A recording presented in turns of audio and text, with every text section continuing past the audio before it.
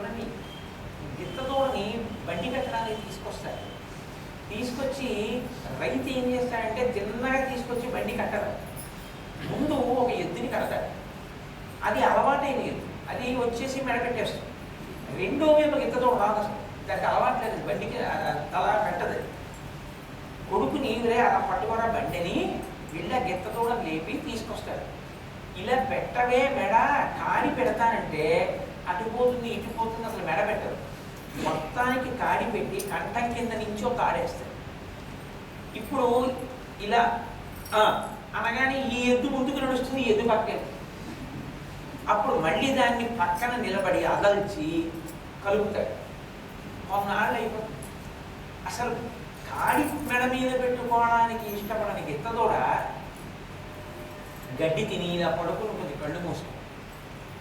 రైతు ఇలా కాడి ఒకటే ఎత్తి పట్టుకుని అంటాడు. అనగానే అది లేచి గబగబా వచ్చి దానికి ఆపాది శబ్దానికి ఎలా గ్రహించింది లేచి వచ్చి మెడపెట్టాలని?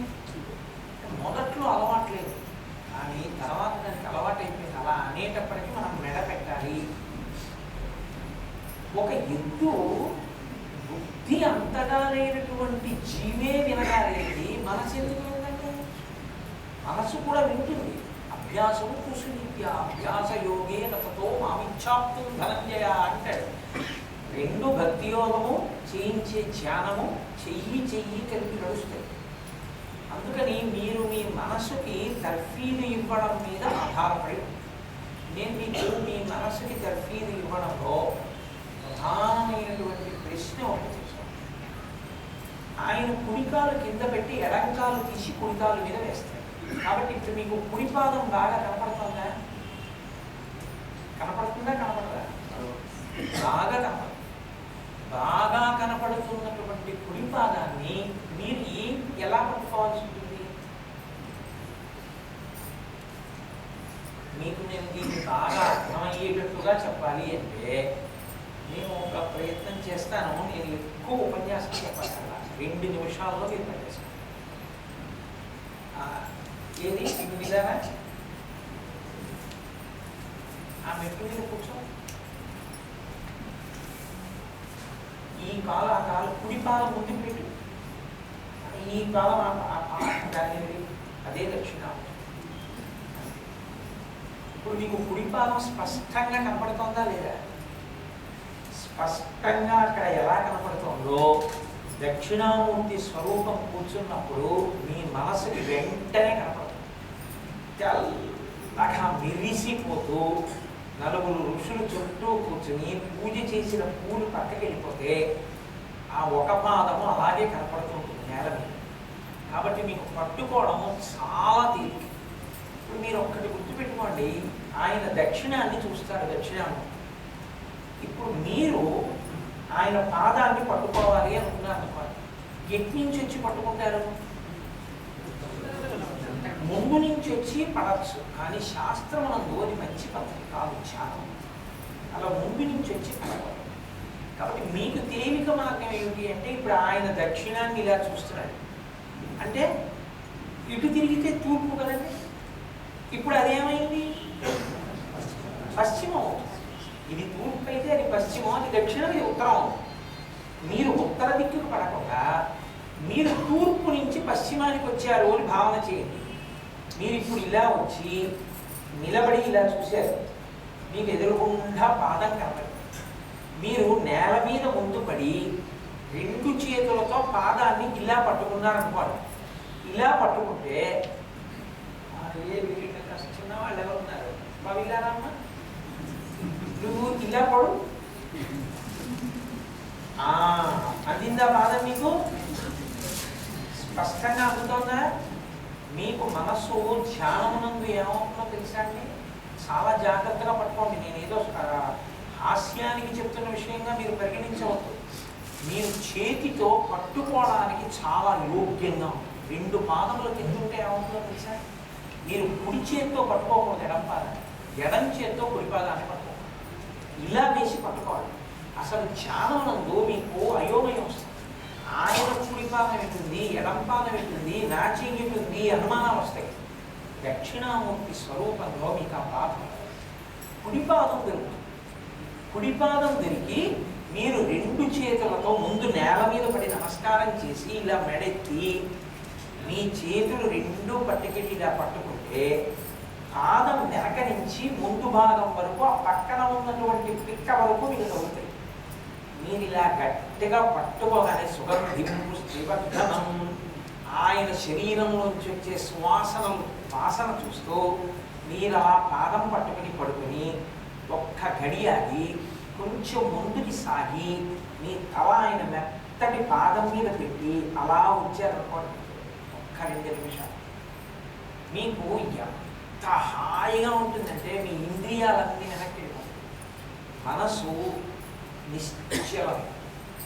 మీకు తెలియకుండానే మీ తల మెత్తటి దక్షిణామూర్తి పాదం మీద ఉండి మీకు ఒక అవ్యాజమైనటువంటి ప్రశాంతత. ఆ తర్వాత ఏమవుతుందో మీరు ధ్యానమందు అనుభవించాలి. మీకు ఎంత గొప్ప స్థితి.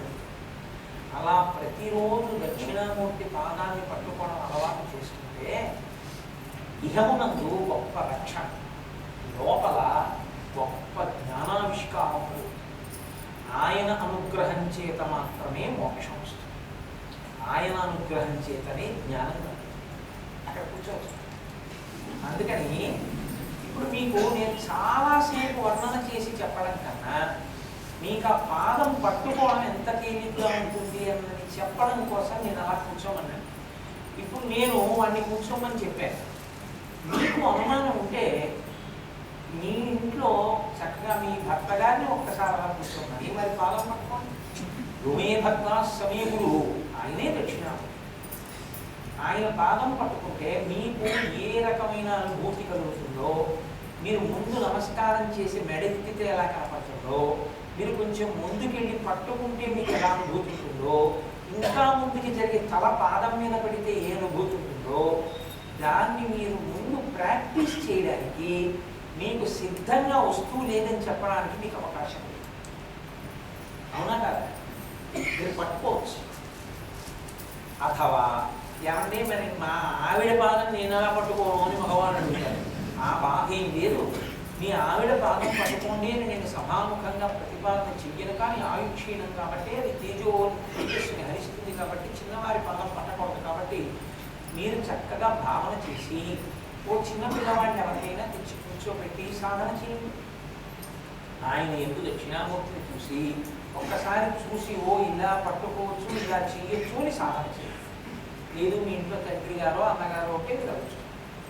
గురువు గారే తిరిగితే ఇంకంతకన్నా అదృష్టమే లేదు. గురువుగా కూర్చుని ఉండగా పాదం పట్టుకుంటే దక్షిణామూర్తి పాదం పట్టేసుకున్నట్టే. కాబట్టి అలా మీరు సాధన చెయ్యండి. ఇవాళ మీ మనసుకి దాన్ని తర్ఫీదునివ్వండి. మీకు అందులో ఉండేటటువంటి కొన్ని కొత్త కోణాలు మీరు ధ్యానంలో ఎన్నిటిని అనుభవించచ్చో, ఎంత సంతోషాన్ని పొందచ్చో, మీరు బాహ్యంలో ఎంతసేపు పూజ చేసినా ఈ అనుభూతి పొందలేదు. ధ్యానం నందు మీరు రైల్లో వెళ్ళిపోతున్నారు అనుకోండి, మీకు కాసేపు ధ్యానం చేసుకుందాం అనిపించింది అనుకోండి, ఎవ్వరికీ తెలియదు. మీరు బెర్త్ మీద పడుకుని చేసేయచ్చు. ఒక స్థితిలో మీకు బాగా అలవాటు అయిపోయాక మీరు స్నానం చేసేసినట్టు చక్కగా దక్షిణామూర్తి కూర్చుంటే మీరు విడిపోయి లోపల నుంచి దక్షిణామూర్తి పాదం మీద తల పెట్టుకుని పడుకుని మీరు దక్షిణామూర్తి అష్టకం చెయ్యొచ్చు, పూజ చెయ్యొచ్చు. చూసేవాడికి అందరితో పాటే దుప్పటి కప్పుకుని మీరు బెర్త్ మీద పడుకున్నట్టు మీరు దక్షిణామూర్తిని ఉపాసన చేసేస్తారు. అంత చక్కగా చెయ్యవచ్చు.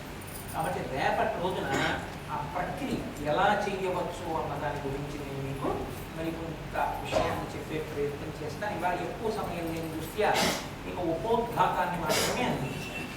నా సలహా ఏంటి అంటే మీ అందరూ చక్కగా ఉండేటటువంటి దక్షిణామూర్తి స్వరూపాన్ని మీ అందరూ కూడా మీ ఇళ్లలో పెట్టుకుంటే మీకు ధ్యానం చేయడానికి ప్రతిరోజు చూడడానికి మంచి ఆలంబనం దొరుకుతుంది.